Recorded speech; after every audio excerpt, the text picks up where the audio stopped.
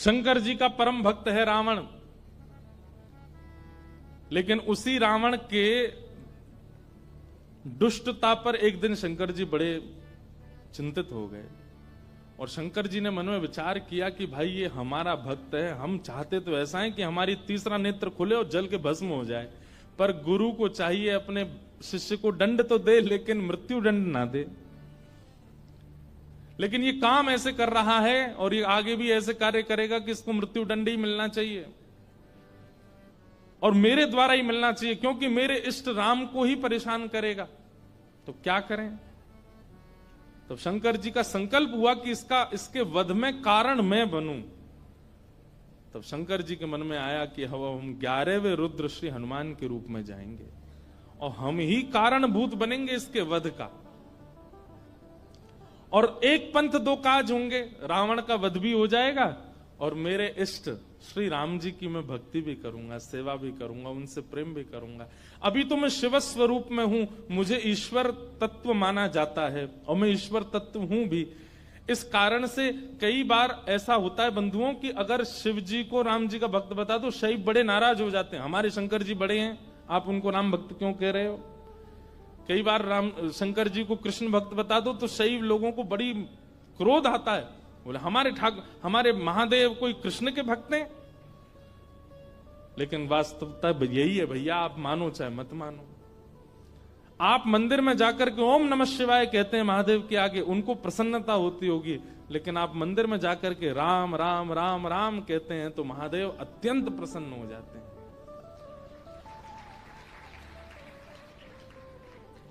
सहस्त्र नाम तत्तुल्यम राम नाम वरानने। हजारों बार कोई राम नाम कहता है तब राम नाम को सुनने के लिए महादेव स्वयं प्रकट हो जाते हैं। कृष्ण नाम सुनकर के स्वयं प्रकट हो जाते हैं महादेव। तो महादेव ने विचार किया कि मेरे इष्ट की सेवा भी हो जाए और ये दुष्ट रावण का वध भी कारण मैं बनूं। तब महादेव ने विचार किया और ऋषियों से कहा कि भाई ऐसा हमारा मन का विचार है कि हमारा ही तत्व जावे पृथ्वी पर और राम जी की सहायता करे रावण वध में, और राम जी की सेवा आराधना भी कर ले। तब ऋषियों ने कहा महाराज इस धराधाम पर पृथ्वी पर आपके तेज को धारण करने की सामर्थ्य किसी स्त्री में नहीं है, कौन धारण करेगा।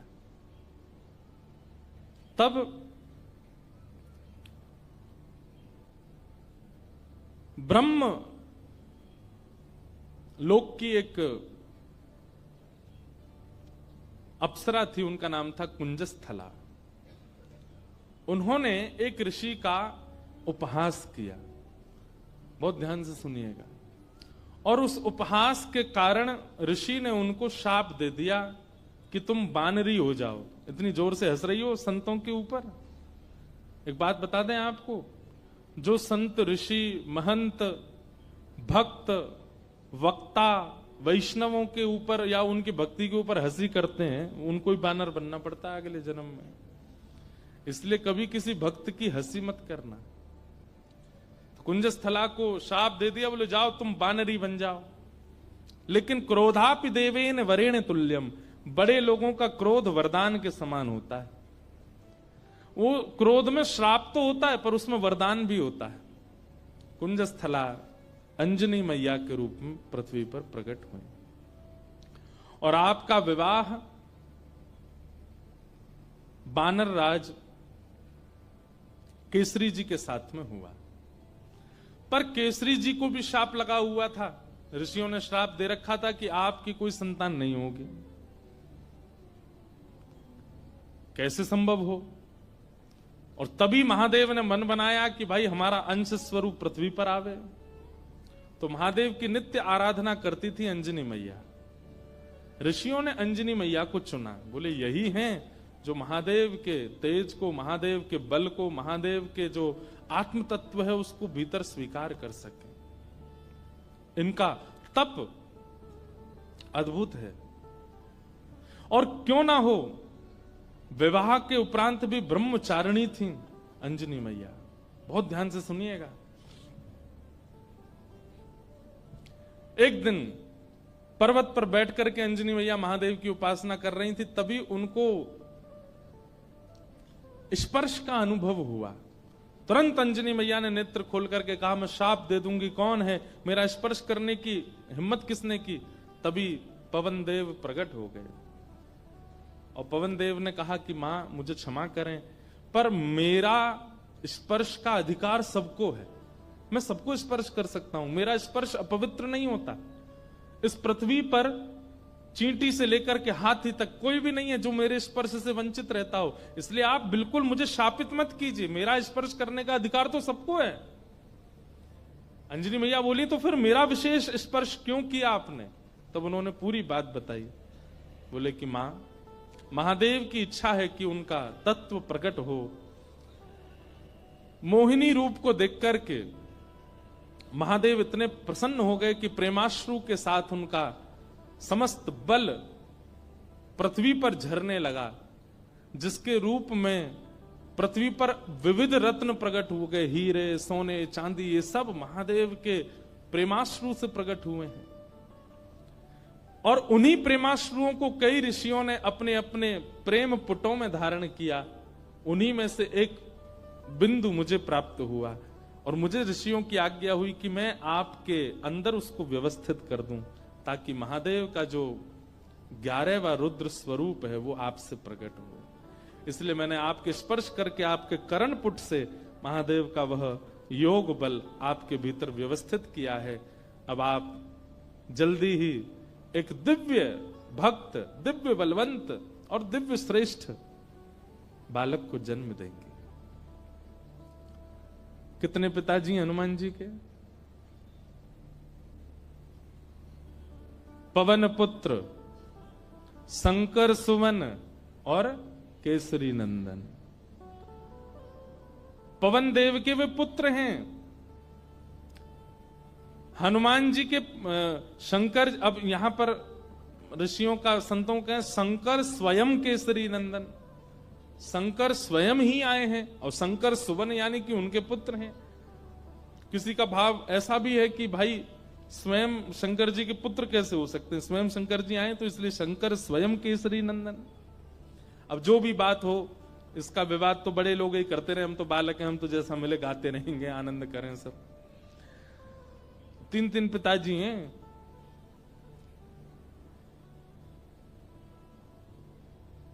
इस प्रकार आज ही के दिन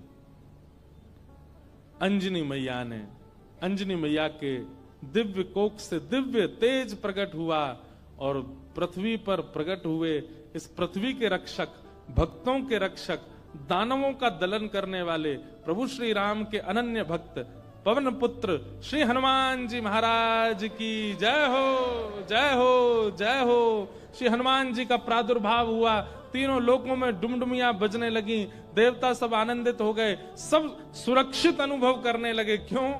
बोले अब हमारी रक्षा करने वाले आ गए। श्री हनुमान जी महाराज का प्रादुर्भाव हुआ। देवताओं ने आकर के सबने उनको बल प्रदान किया, किसी ने बल प्रदान किया, किसी ने गदा प्रदान की, किसी ने बुद्धि प्रदान की, किसी ने मेधावी। इस प्रकार से सब देवताओं ने आकर के हनुमान जी महाराज को दिव्य दिव्य तेज प्रदान किया। पर भैया एक बात सुनिएगा, हनुमान जी महाराज के पास एक भी वस्तु ऐसी नहीं है जिसकी कमी हो। वो भले ही बानर थे, पर बानर रूप में भी इतने सुंदर थे कि उनको देखने के लिए राम जी लालायित रहते थे कि कोई हनुमान जी को मेरे सामने बैठा दो। आज भी अनेक हनुमान मंदिरों में आप देखेंगे हनुमान जी के सामने ही राम जी बैठे होंगे। प्रियतम को सामने बैठाया जाता है, भले ही भक्त हैं हनुमान जी, लेकिन राम जी को उनका दर्शन इतना अच्छा लगता है, पूरा विश्व राम जी को देखता है, पर राम जी हनुमान जी को देखते हैं। और इस सुंदरता का कारण क्या है कि हनुमान जी में इतनी योग्यताएं हैं, पर सारी योग्यताएं भक्ति से ढकी हुई हैं। हम लोग कैसे हैं? हमारी सारी योग्यताएं प्रकट रहती हैं। कोई व्यक्ति अगर बहुत बुद्धिमान होता है ना, उसके रूप से ही पता चल जाता है कि बहुत बुद्धिमान है। ये देखो हनुमान जी डोल रहे हैं, भाई आ जाओ, आहा, आ जाओ मंच पे आ जाओ। ये देखो पूंछ से लपेट दो एक आध पंडित जी को, अनंत बलवंत श्री हनुमान जी महाराज की।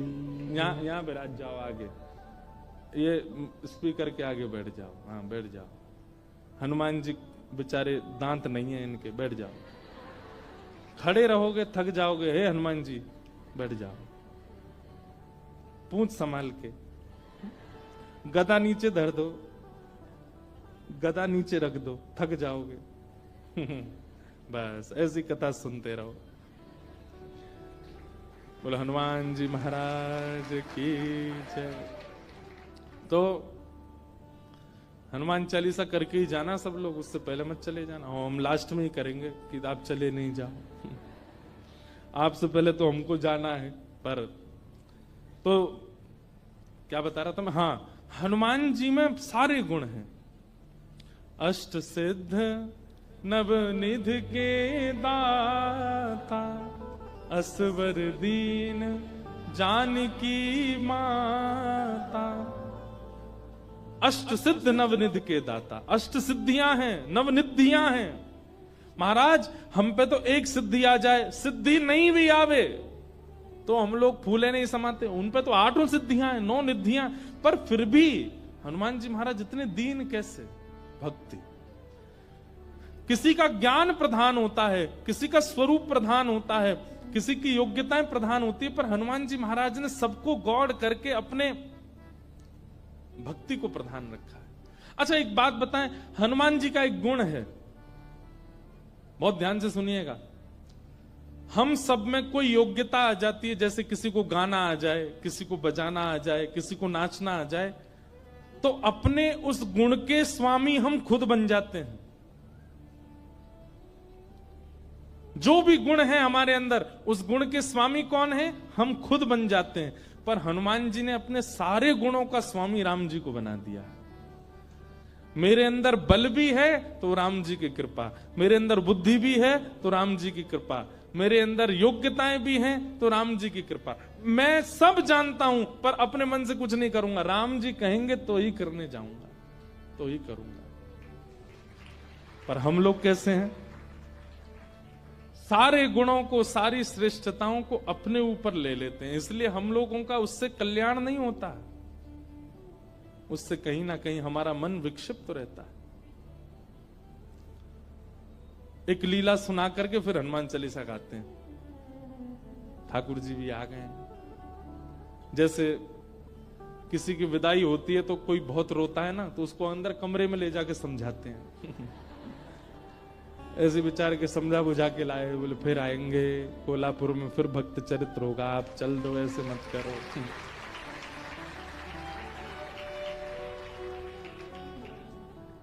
विरह बहुत ज्यादा है भैया, ने ऐसे लिटा के बैठे हो, इन्हें बोल दो कहीं फिर से कूद पड़े ऊपर से।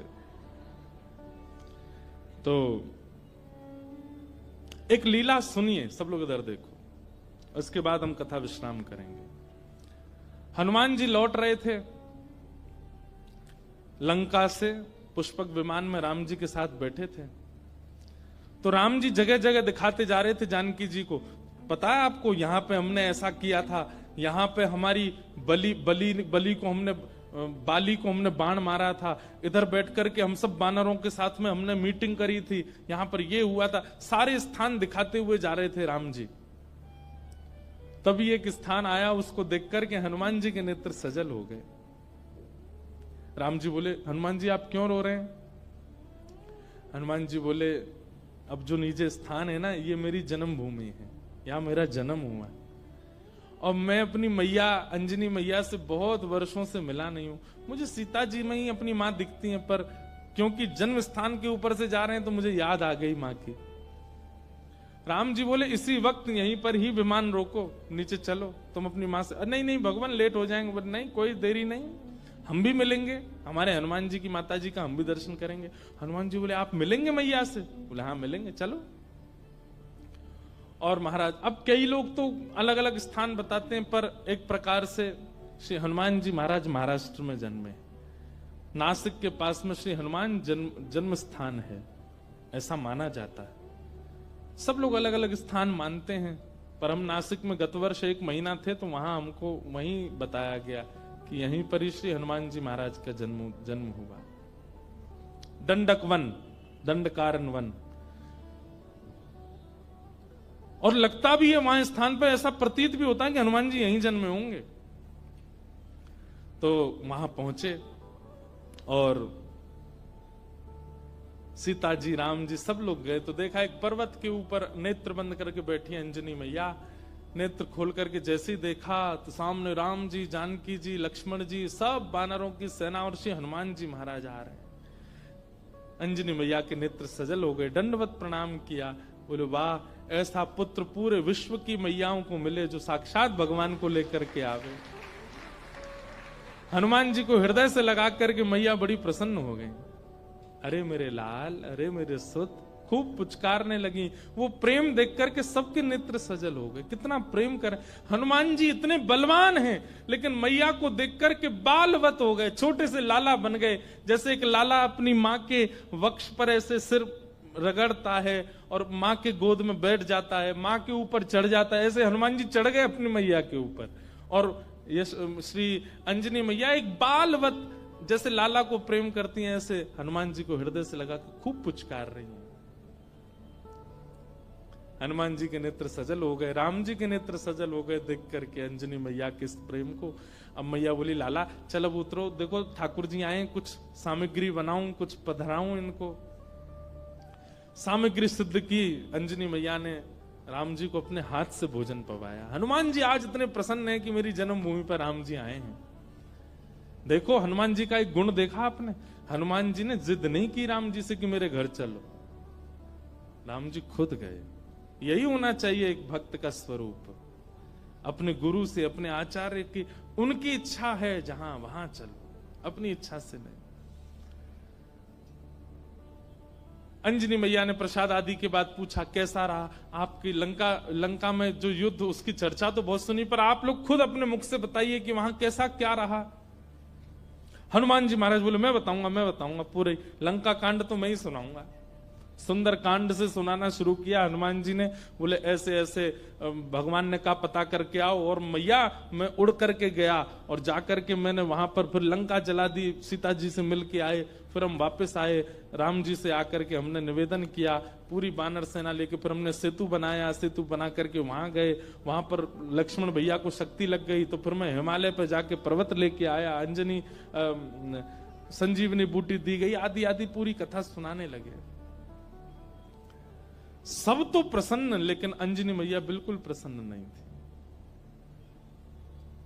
सीता जी ने कहा, मां, श्री हनुमान जी के इस ऐश्वर्य को सुनकर के आपको प्रसन्नता नहीं हुई? अंजनी मैया बोली, मुझे बिल्कुल प्रसन्नता नहीं है, बल्कि मुझे तो संशय हो रहा है हनुमान के ऊपर। बोले क्यों? बोले हनुमान के होते हुए भी राम जी को इतना परिश्रम क्यों करना पड़ा? ये मेरा पुत्र हनुमान है, इसकी परवरिश ऐसी हुई है, इसका लालन पालन ऐसा हुआ है कि ये अकेला चाहे तो अपने एक बाम पाद प्रहार से पूरी लंका को रसातल में भेज सकता था। इसके रहते हुए सेतु बनाना पड़ा, लक्ष्मण भैया को शक्ति लगी, वैद्य बुलाने पड़े, इतने दिन तक युद्ध होता रहा, अहि रावण की यहां ठाकुर जी को जाकर के रहना पड़ा, और ना जाने क्या क्या। ये सब सुनकर के मेरा मन बहुत विचलित हो रहा है। मुझे लग रहा है कि हनुमान तुम्हारे रहते हुए राम जी को इतना श्रम करना क्यों पड़ा? अरे तुम्हारे लिए तो बाएं हाथ का खेल है, तुम जाकर के पूरी लंका का नष्ट करके रावण को रसातल में फेंक करके सीता जी को कंधे पर बैठा करके ले आते तुम। इतना श्रम करने की आवश्यकता ही नहीं थी, करना क्यों पड़ा? तो ये बात सुनकर के और तो किसी के मन में नहीं, पर लक्ष्मण जी के मन में थोड़ा सा आया कि मैया को कुछ ज्यादा ही बल का मान है कि बहुत ज्यादा बलवान है। अरे ठीक है, हनुमान जी हो गई लीला पूरी, अब इतना क्रोध क्यों कर रही है बेचारी उन पे? अंजनी मैया समझ गई, लक्ष्मण जी अभी समझ नहीं रहे कि मैं क्या कहना चाह रही हूं। तभी अंजनी मैया एक दूर पर्वत पर गई और वहां पर्वत पर जाकर के हनुमान जी को टकटकी लगा के देखने लगी। तो हनुमान जी को देखते देखते अंजनी मैया के चित्त में वात्सल्य उमड़ा और वही वात्सल्य उनके पयोधर से दुग्ध बन करके बहने लगा।